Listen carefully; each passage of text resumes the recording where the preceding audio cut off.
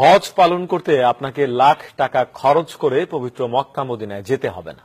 মাত্র কয়েক শত টাকা খরচ করে ঢাকার দোহারেই সেরে নিতে পারবেন তার তথাকথিত হজ ব্রত। আর যার নেতৃত্বে এই কাজটি হচ্ছে নাম ডাক্তার মতিউর রহমান ওরফে হজ বাবা। তথাকথিত ভণ্ড এই পীরের ভণ্ডামি আর নষ্টামির মধুচন্দ্রিমায় অনুসন্ধানী আলো ফেলেছে নিউজ 24 এর team under cover. Taimur Hasan Shuvo প্রতিবেদনে তার বিস্তারিত, ক্যামেরায় ছিলেন মুরাদ আক্তার। শুধু মক্কা শরীফেই নয়, এখন হজ হচ্ছে বাংলাদেশে। দোহারের জয়পাড়া নামক এলাকার নটাখোলা কাদেরিয়া পাক দরবার শরীফে হচ্ছে তথাকথিত এই হজের আয়োজন। কথিত পীর মতিউর রহমানের নেতৃত্বে ভণ্ড খাদেম ও ধর্মান্ধ মুরিদদের প্রয়াসে ১.৫ দশক ধরেই কাবা শরীফের প্রতিকৃতি বানিয়ে চলছে গোপনে হজব্রত। সম্প্রতি টিম আন্ডার কভারের অনুসন্ধানে উঠে আসে এমন চিত্র। লাব্বাইক আল্লাহুম্মা লাব্বাইক, লাব্বাইক লা শারীকা লাক লাব্বাইক। প্রায় ১.৫ দশক আগে কথিত এই পীর ঢাকার দোহারে গড়ে তোলেন নিজ দরবার শরীফ। এখানেই তিনি নিজেকে কাদেরিয়া তরিকার পীর হিসাবে ঘোষণা দেন। এখানেই শেষ নয়, প্রতারণার মাধ্যমে নিজের আধ্যাত্মিকতার কথা ছড়িয়ে দিচ্ছেন খাদেমদের মাধ্যমে।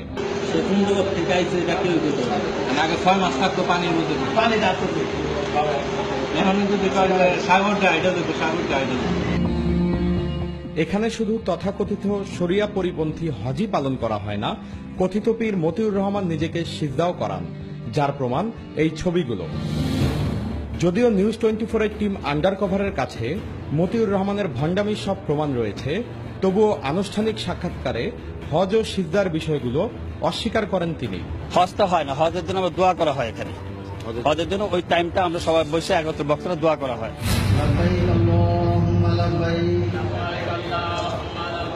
সেজদার বিষয়টা কেন?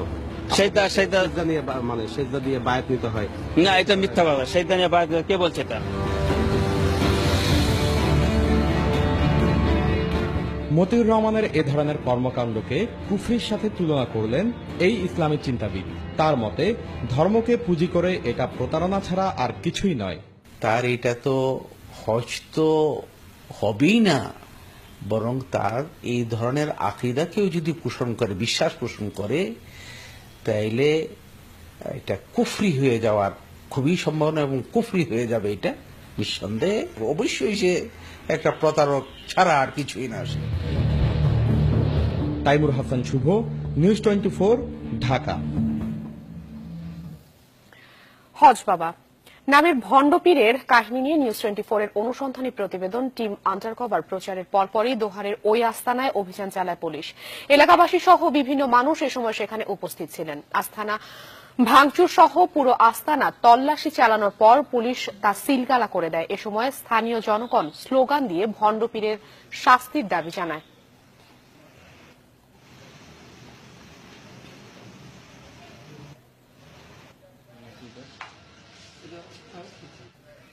নিউজ 24 এ হজ বাবা সম্পর্কিত প্রতিবেদন প্রচারের পরপরই দোহারের জয়পাড়া নামক স্থানে লাটাখোলা কাদেরিয়া নামক হজ বাবা আস্তানায় পুলিশ অভিযান শুরু করেছে। শেষ খবর পাওয়া পর্যন্ত পুলিশ আস্তানাটি গুড়িয়ে দিচ্ছে বলে প্রত্যক্ষদর্শীরা জানিয়েছেন। টেলিফোনে এই মুহূর্তে সরাসরি কথা বলছেন দোহার থানাধীন ভারপ্রাপ্ত কর্মকর্তা সিরাজুল ইসলাম। সিরাজুল, আমরা একটু জানতে চাচ্ছিলাম যে এই অভিযানের সর্বশেষ অবস্থা কি? আস্তানায় কি কি পেয়েছেন আপনারা? এইখানে আস্তানায় আমরা এখানে অভিযান চালাই, আমাদের ইউনো সাহেব ছিলেন। তো আস্তানার মধ্যে ঢুকে আমরা বিভিন্ন ধরনের ছবি পেয়েছি, তারপরে ভিজিটিং কার্ড, তারপরে কিছু সামগ্রী ছিল যেগুলো দিয়ে তিনি বিভিন্ন ধরনের ঔষধ এদিক সেদিক এগুলা রোগের চিকিৎসা করেন। তারপরে সাদা কিছু কাপড় চোপড় আমরা পেয়েছি। তারপরে অন্য যেসব সামগ্রী ছিল সবগুলোই আমরা জব্দ করেছি। জব্দ করার পরে আমরা ওখানে সিলগালা করে দিয়েছি।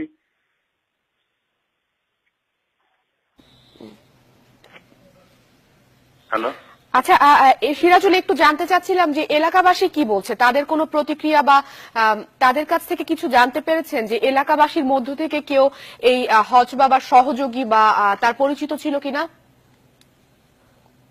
না না না, এলাকাবাসী এটাকে কখনো সাপোর্ট করে নাই। এরা আসছে এই ঘটনাটা দেখার পরে, যে আপনাদের চ্যানেল প্রচার প্লাস পত্রিকায় খবরে পরে এখানে আসছে, আসার পরে তাদের কথা হয়েছে এবং আমরা যে আইনগত ভাবে যা যা করার সবকিছুই আমরা করব এই মর্মে তাদের সাথে কথা বললে তারা প্রশাসনকে শ্রদ্ধা জানিয়ে তারা বলছে ঠিক আছে, আমরা আপনাদের আইনকে শ্রদ্ধা করি, প্রশাসনকে শ্রদ্ধা করি, তো আপনারা আইনগতভাবে সব ধরনের সবকিছু করেন, আর এই ধরনের পীর বা ভণ্ড পীরের কোনো ধরনের কোনো অস্তিত্ব এখানে না থাকে। সিরাজুল, আমি আরো একটা প্রশ্ন আপনার কাছে রাখতে চাচ্ছিলাম যে এই হজ বাবাকে গ্রেফতারের ব্যাপারে আপনারা কি পদক্ষেপ গ্রহণ করেছেন? আমরা তাৎক্ষণিকভাবে এখানে অভিযান চালাই এই তাকে গ্রেপ্তার বা তার যদি কোনো সহযোগিতা গ্রেপ্তারের জন্য, কাউকে কিন্তু এখানে আমরা পাইনি। তবে আমরা তাদের সম্পর্কে তথ্য কালেকশন করতেছি এবং তাদের নাম ঠিকানা সবকিছু যাচাই করে আইনগত ব্যবস্থা নেওয়ার প্রক্রিয়াধীন আছে। সিরাজুল, আপনাকে অসংখ্য ধন্যবাদ।